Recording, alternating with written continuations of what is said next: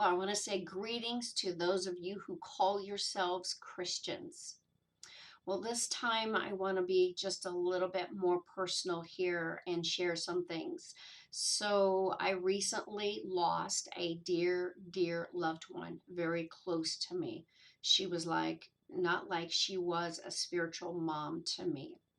And as she passed, I've been reminiscing on a lot of things regarding her and regarding my life and the relationship that we had, as well as the things that I learned and I gained from her.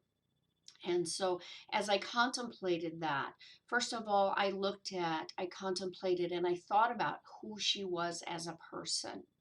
She didn't come from this wonderful background. In fact, she didn't really have many Christians in her life. She had a very rough background. She went through some hard life things as an adult with her family and her children. And but God was gracious and merciful and met her in her brokenness, and she accepted Him into her heart.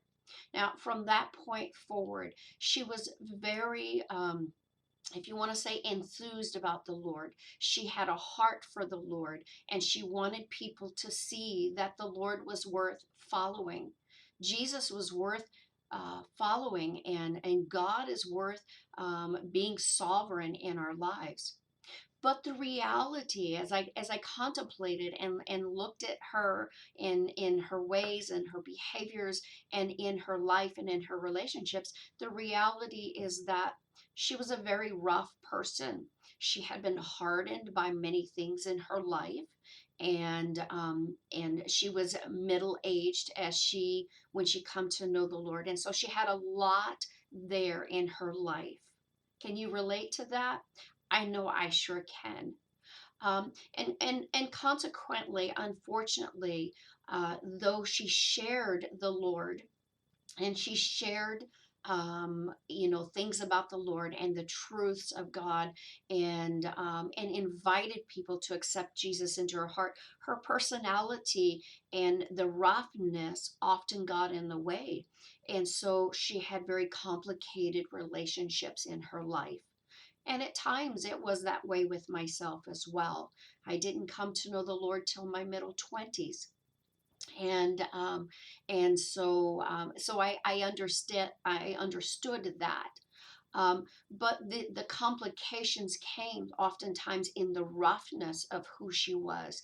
And she would bring the truth, but the criticisms and all of those things were just harsh at times and harsh with other people. And so inadvertently, there were places that she lost relationships, and she had difficulty in those places, and in places that she struggled, she was real and she was raw, and she questioned God, and she sought Him out, and she was willing to be like Jacob and wrestle in that place with God. Um, and she was so far from perfectionism and from being perfect, and so far from being dignified. Um, and so the tendency was often to see the imperfection, to see the harshness, to see the undignified ways of relating to others, and that oftentimes made her almost like a porcupine. When you got close to her, you were going to get pricked. And and yet, let me just say this: she was my spiritual mom. She was the one who helped me. Her and her husband, my spiritual dad, my spiritual parents. I met them in a time when I was um, very close to becoming a single parent. I was in an extremely abusive marriage, and I thought about and I contemplated on the despite her upbringing, despite her baggage, despite the harshness of what she and they had done for me. And when there was a place, she began to be the support for me, to strengthen me, to help me to see that God could strengthen me, that God could help me, that God could heal me.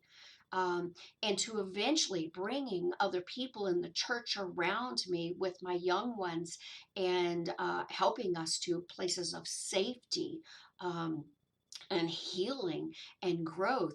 And I remember that she was the one, when I decided, by the Lord's unction, to go back to school, to try to begin rebuilding my life. And she was the one that came to me and said she wanted to give me a loan to help me get started to pay for books and stuff as a single mom. And she wrote out this little promissory note and had me sign it, that I would pay back in such and such time. And again, it felt a little bit harsh because I knew I always paid my bills. But I also understood, and I knew that there was grace given in that. I knew that hope and a new way, a new opportunity was being offered to me, despite the avenue of a harshness, sometimes of directness that was really prickly. I knew that there was grace in that. And so, though there were places that I had to step back, there were places that I had to learn to step up and speak. This is too harsh. I hear the truth. I want to receive the truth, but relationally, I have to back up some. But in the end, she loved me. She loved my children.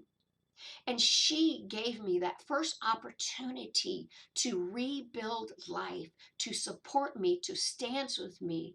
And that was the beginning of just an undergrad school. And here I am today. I think about I'm well past my doctorate. I think about the opportunities that God has given me in so many places and parts of the world, whether it's locally or foreign in the other countries, and all the opportunities that I'm so imperfect in.